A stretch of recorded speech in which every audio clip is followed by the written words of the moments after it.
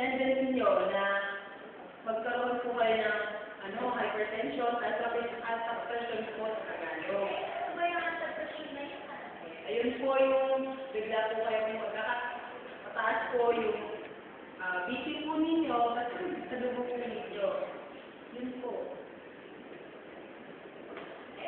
Ano mo mga magagawa yan para sa akin kung iwasan ko ng aking limahan?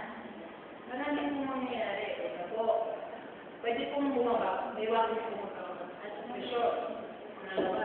Pangalawa, mababawasan din po yung mga probabilidad na magkaroon po kayo ng cancer po. Cancer po sa baga. Higit sa lahat po, pwede pa kung bumaba ang buhay nito. Doon na sa ilan niyo po, kaganda ng po yan, mga itandaan pa po. Abot ka. Sige po, nanay na abot, ano na po yung, ano yung gawin niyo?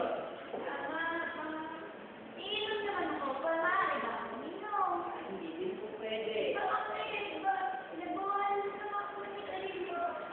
Kasi, masusunod yung bagay niyo.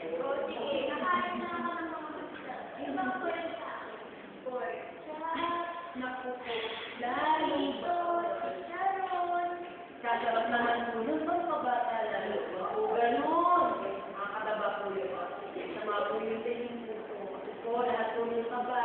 Ang bad cholesterol po, mapupunta po doon sa mga daluyan ng dugo ninyo. Pwede pong bumala doon.